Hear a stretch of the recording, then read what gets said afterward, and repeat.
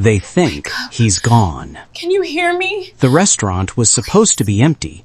Chairs stacked on tables, lights dimmed to shadows, the kind of silence that follows the last goodbye of the night. Jamila F. Patterson had exactly one task left: lock the door and disappear into the city like she always did. Invisible, safe, alone. But then she saw him. Collapsed against the far wall like a fallen emperor, expensive navy suit wrinkled and stained, one hand reaching toward a cane topped with a golden dragon's head. And she knew. Everyone in Manhattan's underworld knew what that cane meant. Everyone knew its owner had vanished 6 months ago, presumed dead by rivals, by police, by everyone who mattered. Yet here he was, Kim Do-yoon, the ghost, the dead king, dying on her watch. And Jamila faced an impossible choice: walk away and survive the night, or kneel beside him and become the next target. They thought he was gone. They thought she was nobody. They were wrong about both. Before I tell you what happened in that empty restaurant, I need to know something. Who's out there listening right now? Drop a comment with your city, your country, your corner of the world, because this story about finding connection in the most unexpected places, it matters more when I know we're building something real here, together. Jamila F. Patterson had worked at Songdo for exactly 11 months and 16 days. Not that she was counting toward anything permanent. She was counting down, the way you track the remaining balance on a burner phone you'll throw away once the minutes run out. 11 months was about right, long enough to build a decent savings cushion, short enough to avoid attachments. The restaurant manager had stopped asking her to staff parties months ago. The other servers had stopped inviting her for drinks after shifts. Even the line cooks, who never met a woman they couldn't flirt with, had learned to read the wall she kept up. Professional, polite, unreachable. Exactly how she needed it. She moved through the closing routine with practiced efficiency, chairs stacked on tables, legs up, creating a forest of wooden silhouettes in the dimming light. Salt and pepper shakers collected, wiped down, returned to their designated spots. The white tablecloths, imported from Seoul, the owner liked to remind everyone, folded with hospital corners her father had taught her years ago when she was still trying to finish her EMT certification. Before he died, before her mother's blame turned their shared grief into a weapon neither could put down. Jamila shook off the memory the way she'd learned to shake off everything that threatened to anchor her somewhere she'd eventually have to leave. 5 years was long enough to grieve, long enough to understand that people didn't stay. They died suddenly in parking lots from heart attacks no one saw coming. They chose resentment over reconciliation. They promised forever and meant until something better came along. So she left first. Always. Manhattan was her 7th city in 5 years. Songdo was her 14th job. Her studio apartment in Washington Heights had a month-to-month lease and furniture she could abandon without regret. No photos on the walls, no plants that needed watering. Nothing that required her to come back. The kitchen had gone quiet 20 minutes ago. The last of the staff filtering out through the back entrance with called-out goodnights, Jamila acknowledged but didn't return. The dining room belonged to her now. 60 tables, 240 chairs, and the kind of silence that felt like holding your breath underwater. She was good at this part, the being alone part. The dinner service had been busy, profitable, uneventful, except for the table of 4 men in the back corner who'd ordered in Korean and watched the room with eyes that swept patterns instead of menus. Expensive suits, expensive watches, the kind of careful attention that said they were looking for something, or someone. Jamila had served their soju and disappeared from their awareness the moment she set down the bottles. It was a gift, really, this invisibility. She'd perfected it over years of practice. Keep your eyes down, your voice soft, your presence forgettable. Move through spaces like water, filling gaps without making waves. They'd left a generous tip. They'd also left an impression, that tightness between her shoulder blades that said something was off, something was coming. Something was about to break the careful monotony she'd constructed. She pushed the feeling aside as she locked the front entrance, checking twice the way she always did. One more sweep of the dining room to make sure everything was perfect for tomorrow's opening, and she could disappear into the October night. Subway to Washington Heights, shower, sleep, repeat. Jamila turned toward the back dining area for the final check. And that's when she saw him. He was crumpled against the wall beneath the private dining room's decorative screen, legs splayed at angles that spoke of collapse rather than rest. The navy suit that probably cost more than Jamila made in 3 months was wrinkled, stained with something dark near the collar. His head tilted against the carved wood paneling, eyes closed, chest rising and falling in shallow, labored rhythms. But it was the cane that made her breath catch. Gold dragon head, mouth open in an eternal roar, eyes set with what looked like genuine rubies. It lay inches from his limp hand, gleaming even in the low light like a beacon announcing exactly who this man was. Kim Do-Yun. Jamila had never seen him in person, but everyone who worked in Manhattan's Koreatown knew the face, knew the reputation. The owner of half the legitimate businesses on 32nd Street and all of the illegitimate ones. The man who'd built an empire and then vanished into thin air 6 months ago, leaving a power vacuum that had turned the neighborhood into a chessboard of shifting alliances and whispered threats. Everyone assumed he was dead, killed by rivals or disappeared by federal prosecutors. Everyone was wrong. "This isn't your problem," Jamila's survival instinct screamed. "Walk away, lock the door from the outside, call 911 from a burner phone 3 blocks away. You don't get involved, you survive." But her feet carried her forward anyway, drawn by the terrible vulnerability of his breathing, wet, rasping, wrong. She knelt beside him, fingers automatically finding his pulse point the way her EMT instructor had drilled into her before she'd quit the program, before her father's funeral made finishing anything feel impossible. Pulse weak, erratic, skin clammy, pupils dilated when she checked. The staining on his collar wasn't blood, it was vomit, and the slight tremor in his extremities, combined with the respiratory distress, poisoning.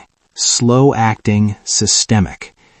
His eyes cracked open, unfocused but aware.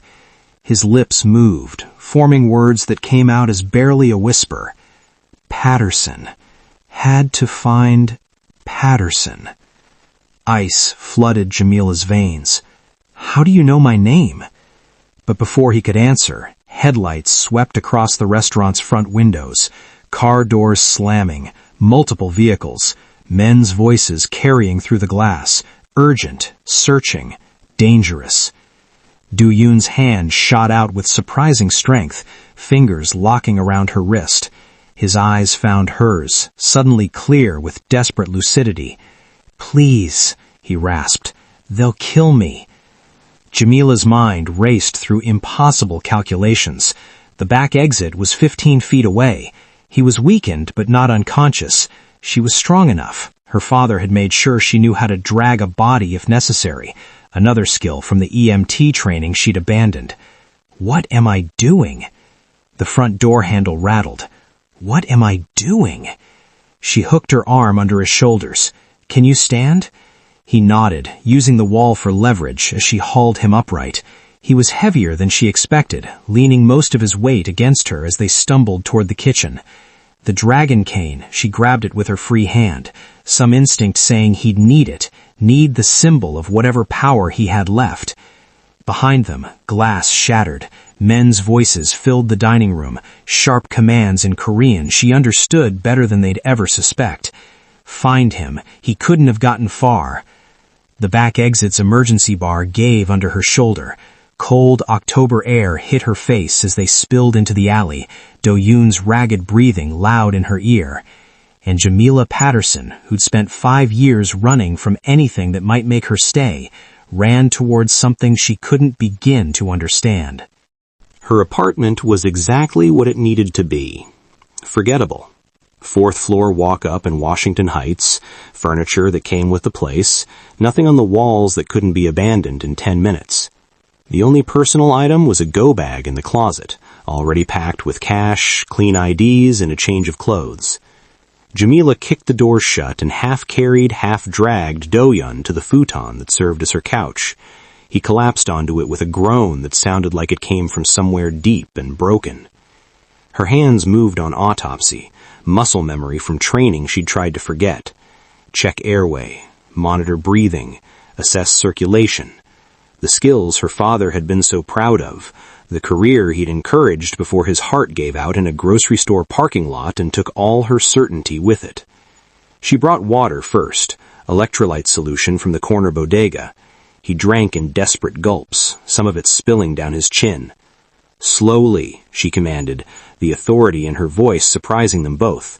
"You'll make yourself sick." "Already sick," he managed, but he obeyed. She could see it now in the better light, the systematic destruction of a body.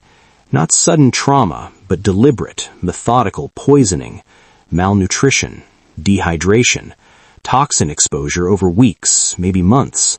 Someone had been killing him slowly, carefully, making sure it looked like natural decline. 6 months, he whispered, eyes glassy with fever. Min Siak betrayed me. Slow poison kept me locked away. Everyone thought I was dead. Jamila's jaw tightened. Choi Min Siak. Even she'd heard whispers about Do-yeon's ambitious second-in-command who'd stepped into the void when the boss disappeared, the man who'd consolidated power while supposedly mourning his mentor. He took everything, Do-yeon continued, words tumbling out in delirious confession. My organization, my name, thought I'd die, should have died, but I got out, had to find you. The words hit like a slap. Why? How do you even know my name? His eyes focused on her face with sudden, fever-bright clarity. Your father, Marcus Patterson. He saved my life. Jamila went very still. Soul, 20 years ago. Do-yeon's voice carried the weight of old debt, old honor. Operation went wrong. Caught in crossfire. Your father, U.S. Army medic, he pulled me out. No questions, no judgment, just honor. The memory unfolded in his fevered words. A young medic finding a bleeding man in an alley, seeing past the expensive suit and obvious criminal connections to just another human being who needed saving. Marcus Patterson, who'd always believed everyone deserved a chance, who'd taught his daughter to see people, not circumstances. I told him, I owe you my life. I will repay this debt. Do-yeon's hand found hers, grip surprisingly strong. Searched for him, for your family. Found you a year ago. Wanted to help, to give you... You've been watching me? Jamila jerked back, anger and violation flooding through her. For a year?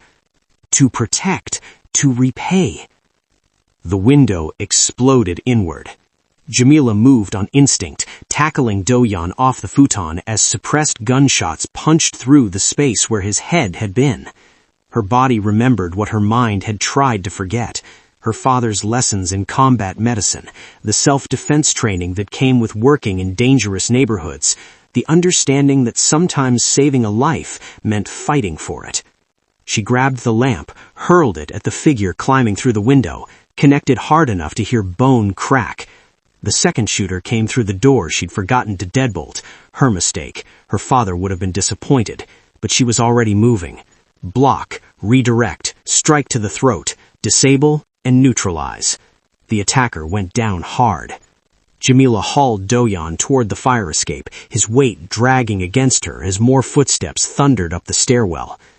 Marcus taught you, Do-yeon breathed, wonder cutting through pain as he watched her fight. You move exactly like him. She didn't answer, couldn't answer, because somewhere between the restaurant and her apartment, between his fevered confession in the bullets tearing through her carefully constructed isolation, Jamila Patterson had stopped running away, and she had no idea what came next. The 24-hour diner on Broadway was the kind of place where nobody asked questions. Fluorescent lights, cracked vinyl booths, waitresses who'd seen everything and cared about nothing except whether you could pay. Neutral ground by virtue of utter indifference. Jamila slid into the back booth, positioning herself with a view of both exits. Do-Yun collapsed across from her, the dragon cane propped against the table like a third presence neither could ignore. Min-Sak didn't just betray me, he said, voice rough but steadier now. He betrayed everything we were supposed to become. The coffee arrived. Jamila wrapped her hands around the cup, letting him talk, watching the story unfold in the exhaustion carved into his face. He'd wanted out, he explained, not out of power, but out of the darkness. Legitimize the operations, transition to legal businesses, leave behind the violence and exploitation that had built his empire. Redemption, if such a thing existed for men like him. But Min-Sak had different plans. Expansion into territories Do-Yun had always refused. Human trafficking, forced labor, the kind of cruelty that turned profit into poison. We fought about it, Do-Yun said, quietly at first, then louder. I thought it was just philosophical differences. The poisoning had started subtly. Stress, they said, exhaustion, natural decline for a man carrying such heavy burdens. By the time Do-Yun realized the truth, Min-Sak controlled everything. The guards, the doctors, every communication channel. 6 months of captivity disguised as recovery, while his second-in-command systematically erased him from his own organization. How did you get out? Jamila asked. Old guard, man who remembered the code we used to live by. Do-Yun's smile was bitter. Cost him his life, probably. Cost me everything I had left except this. He touched the cane, and the memory of a debt 20 years old. So you came to my restaurant. You were the only person I could trust. His eyes met hers across the table, the only connection to honor I had left. You don't even know me. But the words came out softer than Jamila intended, the walls she'd built cracking under the weight of his absolute certainty. I know your father lived by honor, Do-Yun replied. I know you carry that. I saw it the moment you knelt beside me instead of walking away. The crack widened. Jamila felt something break loose inside her chest. Words she'd never said out loud. Truths she'd buried under years of careful isolation. Every person I've trusted has left, she whispered. My father. Heart attack in a parking lot. Sudden. Alone. I didn't even get to say goodbye. Her voice broke. My mother blamed me. Said I killed him with worry, with my choices, with wanting to be something he couldn't stop worrying about. EMT training meant night shifts, dangerous neighborhoods. She said if I'd just been normal, Do-Yun finished gently. Safe? Someone who didn't inherit his need to save people? Jamila nodded, throat tight. So I leave first now, always, before anyone can leave me, before anyone can die on me, before anyone can matter enough to destroy me when they're gone. I've been alone at the top for decades, Do-Yun said, surrounded by hundreds of people, utterly, completely alone. Power is the loneliest prison there is. Their eyes met across scarred Formica, two people who'd survived by refusing connection, suddenly recognizing the same wound in different skin. Do-Yun reached into his jacket, pulled out a bank envelope. There's enough here for a new life. New city, new name. You owe me nothing, Jamila. Walk away. You've done more than anyone had the right to ask. Jamila stared at the envelope, at the escape it represented, at the life she'd been living, always running, never landing, never risking the pain of staying. Maybe I don't owe you anything, she said slowly. But you owed my father, and I'm all that's left of him. She pushed the envelope back across the table. So tell me how we finish this. The apartment above the Korean grocery in Flushing looked like any of 1,000 immigrant success stories. Modest, clean, invisible. Do-yoon had owned it through a shell company for 3 years, a backup plan Min Sok never knew existed because it was purchased under the name of a grandmother who died decades ago. Old school, Do-yoon explained as he unlocked 3 separate deadbolts. Sometimes the best security is being too boring to notice. Jamila stepped inside and froze. Every wall was covered. Financial records pinned in meticulous rows, surveillance photographs connected by red string, organizational charts showing the spiderweb complexity of Do-yoon's empire and the cancer of Min Sok's expansion growing through it like rot. 6 months is a long time when you're being slowly murdered, Do-yoon said quietly. I couldn't fight back physically, but I could think, plan, document everything. She moved closer to the evidence wall, studying the proof of systematic betrayal. Bank transfers to offshore accounts, property acquisitions in neighborhoods known for trafficking, contracts with shell corporations that existed solely to move human cargo. Min Sok hadn't just taken over, he'd perverted everything the organization touched. But on the opposite wall was something different. Business licenses, legal partnership agreements, restructuring plans for legitimate operations, restaurants, import businesses, real estate development, all dated from before Do-yoon's disappearance. I wanted a clean legacy, Do-yoon admitted, settling into the apartment's single chair. I've done terrible things, built an empire on violence and fear. I can't undo the past, but I thought I could stop making it worse. Thought I could leave something better behind. Min Sok found out. It wasn't a question. Called it weakness, betrayal of the old ways. Do-yoon's laugh was bitter. Said I'd gone soft, that legitimate business was surrender. We had a philosophical confrontation. Honor versus power, redemption versus empire. He gestured to the evidence walls. A week later, I got sick, and I didn't get better. Jamila traced her fingers over surveillance photo of Songdo, her restaurant. You own it. Bought it 14 months ago. Do-yoon met her eyes without flinching. After I found you. I wanted to be close enough to help when the time was right. Planned to approach you formally, offer what your father's family deserved. Security, stability, choice. The debt repaid properly, with honor. You've been trying to save me, Jamila said softly. This whole time. Yes. But I keep running. The admission hurt more than she expected. Every time someone gets close, every time something starts to matter, I disappear. Why? The question was simple. The answer was everything she'd spent 5 years avoiding.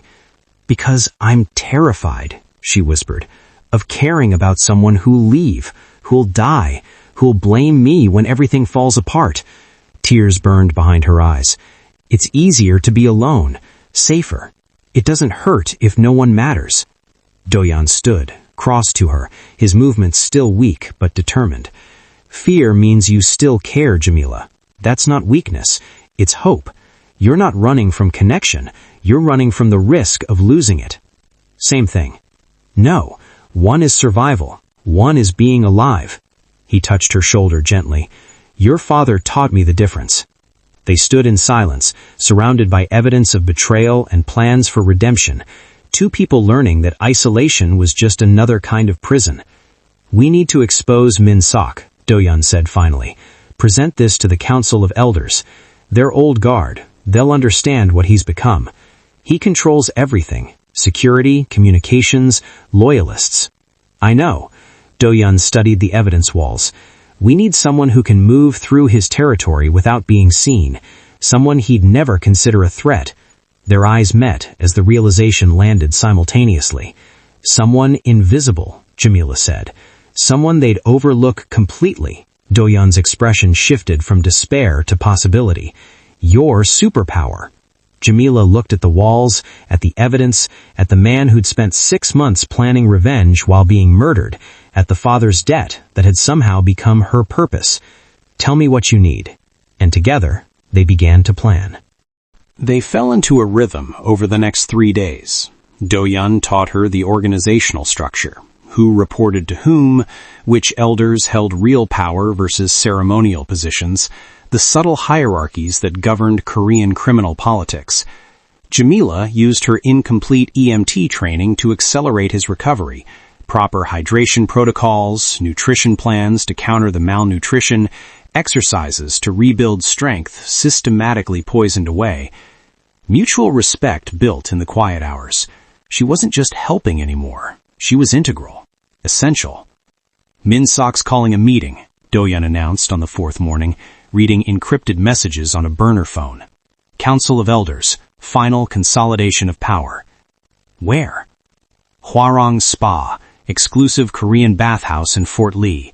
Do-yun pulled up photos on his laptop. Traditional setting, neutral territory, large service staff, multiple access points. Jamila studied the layout. "I could go in as a worker." "Too dangerous." "No." She met his eyes. "It's perfect. I've been invisible my whole life, Do-yun. Time to weaponize it." His jaw tightened. "You'd be alone, surrounded by killers who'd execute you the moment they realized." "They won't realize. That's the point." She touched his hand. "You've spent 6 months planning. Trust the plan. Trust me." The preparation was meticulous. Hidden cameras small enough to conceal in a hair clip, recording devices disguised as a name tag, communication earpiece invisible to casual inspection. Do-yun walked her through each piece of equipment with the care of a man sending someone he valued into danger. "This is for you," he said on the final night, pulling a jade pendant from his pocket. Simple, elegant, worn smooth by decades of touch. "My father's. He wore it through every dangerous moment of his life. For protection, for luck, for courage." Jamila's fingers closed around the stone, still warm from Do-yun's hand. "I'm scared," she admitted. "Not of dying, of caring what happens to you." The confession hung between them, raw and honest. "Marcus saved my life 20 years ago," Do-yun said softly. "But you're teaching me how to live, how to let someone matter, how to stop being alone at the top." The kiss happened before either could overthink it. His hand cupping her face, her fingers tangling in his hair, months of isolation cracking open into something neither had planned for, but both desperately needed. When they pulled apart, breathless, Jamila saw her own fear reflected in his eyes. Fear that this mattered.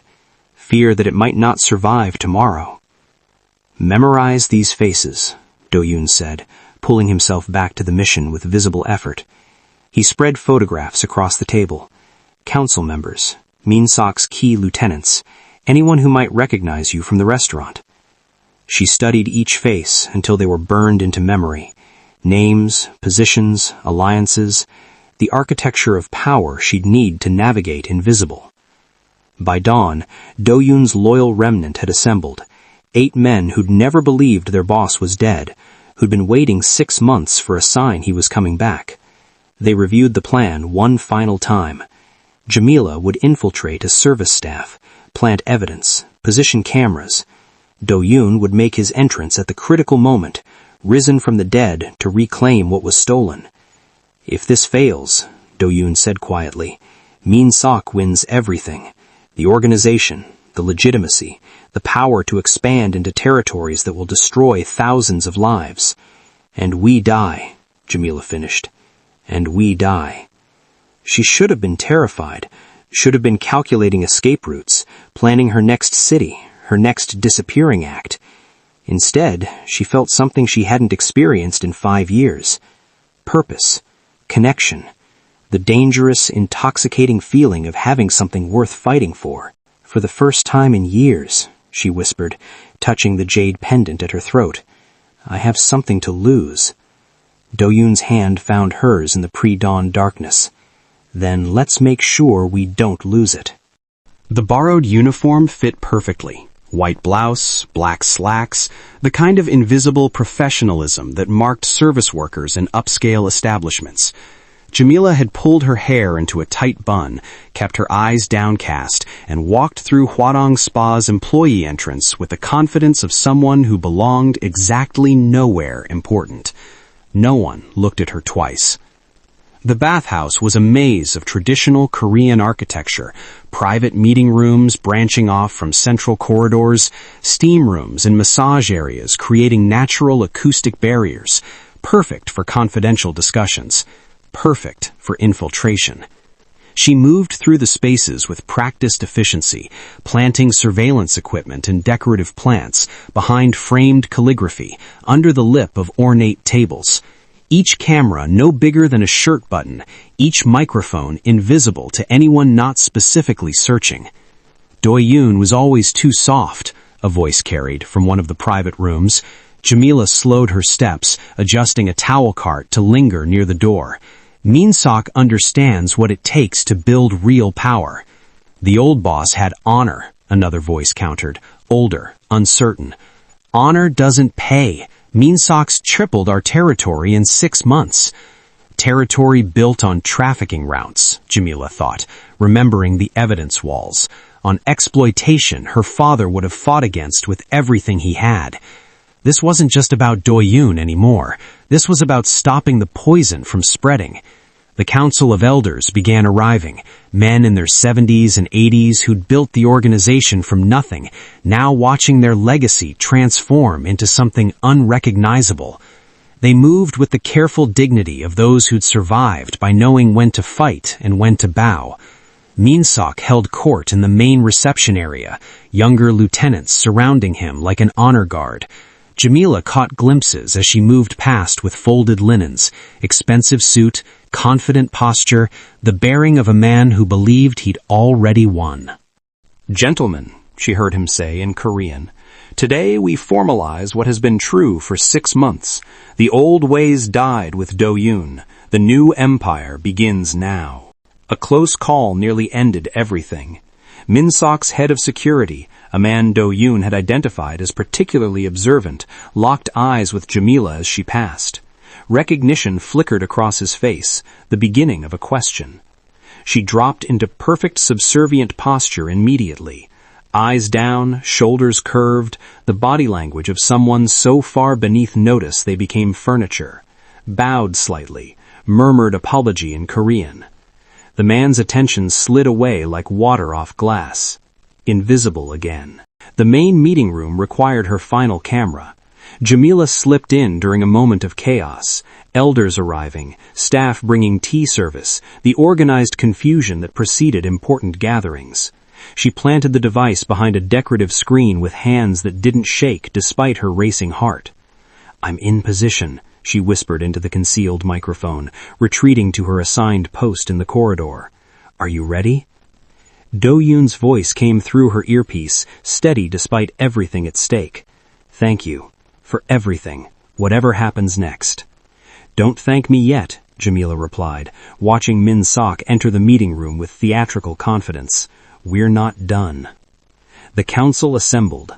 13 elders, men who'd known Do-yoon since he was young and ambitious, now forced to acknowledge his successor. Min-sok stood at the head of the table, silhouetted against floor-to-ceiling windows overlooking the Hudson.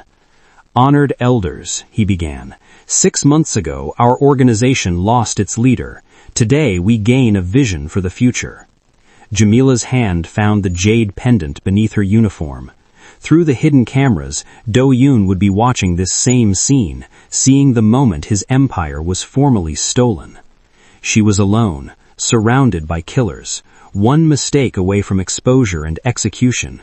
But her finger was steady on the signal device. She pressed it once, twice, 3 times. The dead king was coming, and Jamila Patterson, who'd spent 5 years running from everything that mattered, stood her ground and waited for the doors to open. The council's reactions split down the middle, some nodding in disgust, others calculating whether strength outweighed honor. "This is business," Min-sok spat. "You've gone soft, corrupted by sentiment, and..." His eyes found Jamila, recognition finally clicking into place. Like taking in her, an outsider, Marcus Patterson's charity case. That's what made you weak. Jamila stepped forward before Do-yoon could respond. My father saved your boss because that's who he was, a man who saw human beings, not opportunities. You wouldn't understand honor if it wore a name tag and introduced itself. Min-sok's hand moved to his jacket. His men reached for weapons. The room erupted. Jamila moved with the muscle memory of her father's training. Block, redirect, disable. Beside her, Do-yoon fought with the controlled precision of someone who'd spent a lifetime in violence, but had learned when it mattered. They moved together like they'd practiced for years instead of days, protecting each other's blind spots, flowing around each other's strikes. The council watched in stunned silence as Do-yoon, supposedly weak, supposedly finished, defended himself alongside a black woman who fought like a medic trained for war zones. Pure honor in action. Do-yoon's loyal forces emerged from positions throughout the bathhouse, men who'd never believed their boss was dead and had been waiting for this moment. The tables turned in seconds. Min-sok's supporters found themselves outnumbered, outmaneuvered, outmatched. Min-sok backed against the window, Do-yoon's gun pressed to his temple. The room held its breath. This is who you were, Min-sok hissed, defiant even in defeat. A killer, a monster who built an empire on blood. Do it. Prove you're still him. Prove I was right about you. Do-yoon's finger rested on the trigger. The old way beckoned. Simple, final, the kind of justice the criminal world understood. The council watched. Jamila watched. Everyone waiting to see which version of Kim Do-yoon would emerge from 6 months of suffering. The man who built the empire, or the man trying to dismantle it. The doors opened with deliberate slowness. The tap of the dragon-headed cane against marble echoed like a heartbeat through the sudden, absolute silence. Kim Do-yoon walked into the room he'd been erased from, and the impossible became real. The dead man walks, one of the elders breathed. Min-sok's composure shattered like fine porcelain, shock whitening his face, then fury darkening it to something ugly, then cold calculation smoothing it into a mask that couldn't quite hide the fear underneath. Honored elders, Do-yoon said, his voice carrying the weight of 6 months' worth of suffering and survival. I stand before you not as a ghost, but as a man betrayed, poisoned, imprisoned, by the man who swore loyalty until death. You were leading us to weakness, Min-sok recovered, his voice sharp with defensive anger. To surrender. Someone had to save this organization from your sentimentality. Sentimentality? Do-yoon's laugh was bitter. I wanted legitimacy, a legacy that wouldn't destroy everything it touched. That's not weakness, that's evolution. He nodded to Jamila, who stepped forward with a tablet, projecting images onto the wall behind him. Financial records, bank transfers to trafficking operations, property acquisitions in neighborhoods known for forced labor, testimony from guards who'd watched Do-yoon waste away in captivity. The council members leaned forward, faces hardening as the depth of the betrayal became undeniable. So what? Min-sok's voice turned defiant. I made us stronger, richer, more feared. Isn't that what power means? At what cost? Do-yoon stepped closer, the cane tapping emphasis to each word. We've become what we once despised. Look at these operations, elders. We're stealing daughters now, trafficking women like merchandise. We're common thugs wearing expensive suits. Do-yoon's finger eased off the trigger. The gun lowered slowly, deliberately, while Min-sok's eyes widened in disbelief. I'm not who I was, Do-yoon said quietly, and I won't become you. He stepped back, the dragon cane tapping once against marble. Leave. Build your own empire if you can, but never touch mine again. You have 24 hours before I give everything I know about your operations to people who'll use it. Minsok's supporters shifted uneasily. Do-yoon addressed them directly. Choose. Exile with him, or stay and help build something better. One by one, they stayed. They'd followed strength, and mercy, the kind that chose honor over vengeance, was stronger than murder. The Council of Elders conferred in hushed Korean. When the eldest spoke, his voice carried centuries of tradition. You're reinstated, but with conditions. 5 years to legitimize operations completely. No halfway measures. Agreed, Do-yoon said. And the trafficking operations shut down today. Every victim found, helped, given real choices. Minsok left in humiliated silence, his empire reduced to nothing but the clothes on his back. Do-yoon's reputation transformed in that moment, from feared to respected, from tyrant to leader choosing redemption. Later, in the bathhouse garden, where stone lanterns cast gentle light on carefully raked gravel, Jamila found Do-yoon sitting alone. You saved my life, he said when she approached. Twice. First when you found me, second when you stood beside me in there. You saved mine too, she settled beside him on the bench. You taught me I could trust again, that staying wasn't weakness. I can give you anything now.